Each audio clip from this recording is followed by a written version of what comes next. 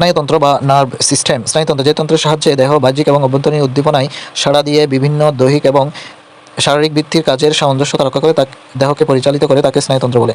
Neuron স্নায়ুতন্ত্রের গঠন ও কার্যগত এককে স্নায়ুকোষ বা নিউরন বলে।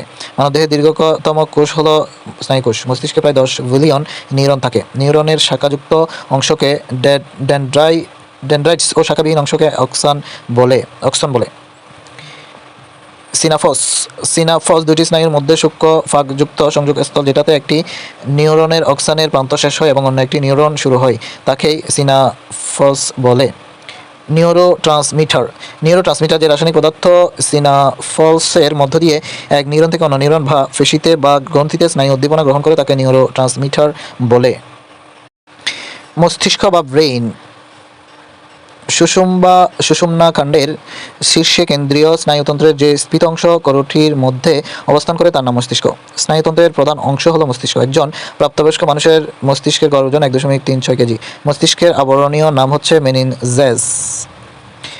জীবাণু দ্বারা সংক্রামিত হলে মেনিনজাইটিস রোগ হয়। মস্তিষ্কের সেরিব্রাম মানুষের চিন্তাশক্তি, শীত, গ্রীষ্ম, লজ্জা, ক্রোধ প্রভৃতি অনুভূতিবোধ নিয়ন্ত্রণ করে। হাইপোথ্যালামাস মানবদেহের তাপমাত্রা নিয়ন্ত্রণ করে। 24 বছর বয়সে মানুষের বুদ্ধি বিকাশ সম্পন্ন হয়। স্নায়ুকোষের 1/3 ধ্বংস হয়ে গেলে মস্তিষ্কের ক্ষমতা ক্ষয় পেতে থাকে। স্নায়ুর বিকাশজনিত সমস্যার একটি বিস্তৃত রূপ হলো অটিজম। নিদ্রাহীনতাকে ইনসমনিয়া বলে। প্যারালাইসিস হলো শরীরের কোনো অংশে মাংসপেশির কার্যাবলী নষ্ট হওয়াকে প্যারালাইসিস বলে।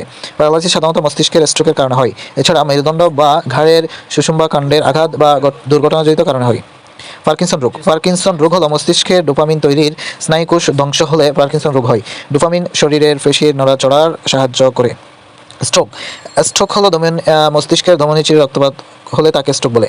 এটি খুব দ্রুত সংঘটিত হয়। এটি 3 প্রকার: রক্তক্ষরণ, থ্রম্বোসিস এবং এম্বোলিজম। উচ্চ রক্তচাপ, ধমনী স্থূলতা ও এথেরোস্ক্লেরোসিস যুক্ত বয়স্ক এবং বৃদ্ধ লোকদের এই রোগ বেশি হয়। স্ট্রোকের রোগীদের জন্য তাৎক্ষণিক ব্যবস্থা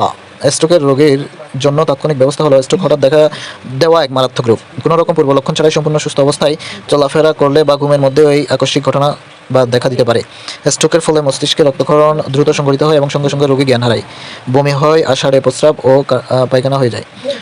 মুখমণ্ডল লাল হয়ে ফুলে ওঠে, নাকে এবং কানে পরিলক্ষিত হয় লালচে ভাব। এর ফলে শ্বাস প্রশ্বাসের কাজ ব্যাহত হয়। নাড়ির গতি মন্থর হয়ে নেমে যায় মিনিটে 40 থেকে 50 বার। শরীরের তাপ স্বাভাবিক বা উচ্চ হয়। চোখের ফিল আলোয় সংকুচিত হয় না। যেদিকে আক্রান্ত হয় তার উল্টো দিকের হাত পা নরম ও অবশ হয়। নাক ও ঠোঁটের ভাঁজ চলে যায়। প্রশ্বাসের সঙ্গে গাল ফুলে ওঠে এবং মুখ ও চোখ অন্যদিকে প্রায় ফেরানো থাকে। এই অবস্থায় রোগীকে যথাশীঘ্র হাসপাতালে নিয়ে যেতে হবে। রোগীর মাথা পায়ের থেকে সামান্য উঁচুতে রেখে তাকে চিৎ করে শুয়ে দিতে হবে। ঘর শব্দ সহ শ্বাস-প্রশ্বাস চললে রোগীর মাথা এক পাশে কাত করে মুখ থেকে লালা পরিষ্কার করে দিতে হবে। অজ্ঞান রোগীর মাথা পেছনের দিকে কাত করে হেলিয়ে দিতে হবে, যাতে তার লালা বা বমি ফুসফুসে না গিয়ে মুখ দিয়ে গড়িয়ে বেরিয়ে যায়। এই অবস্থায় তার মুখে কোনো খাবার, পানীয় বা ওষুধ কিছুই দেওয়া যাবে না। মাথায় বরফ ব্যাগ এবং পায়ে হট ওয়াটার ব্যাগ দিয়ে সেক দিতে হবে। স্ট্রোকের রোগীর জন্য নার্সিং কেয়ার অত্যন্ত গুরুত্বপূর্ণ। এই সময় রোগীকে কিছুক্ষণ পরপর ডান পাশ বাম পাশ করে শুয়ে দিতে হবে। বিছানা, রোগীর শরীর পরিষ্কার রাখতে হবে। নিয়মিত চোখ, মুখ, নাক পরিষ্কার রাখতে হবে। রোগীর হাত পায়ের ব্যায়াম করাতে হবে। করোটিক স্নায়ু মস্তিষ্কের বিভিন্ন অংশ থেকে জোড়ায় সৃষ্টি হয়ে যেসব স্নায়ু করোটিকার বিভিন্ন ছিদ্রপথ বের হয়ে দেহের বিভিন্ন অঙ্গে বিস্তার লাভ করে তাদের নাম করোটিক স্নায়ু। 12 জোড়া। উল্লেখযোগ্য কয়েকটি করোটিক স্নায়ুর কাজ দেওয়া হলো। অলফ্যাক্টরি স্নায়ু মস্তিষ্কে ঘ্রাণ উদ্দীপনা বহন করে। অপটিক স্নায়ু চোখের থেকে দর্শনানুভূতি মস্তিষ্কে বহন করে।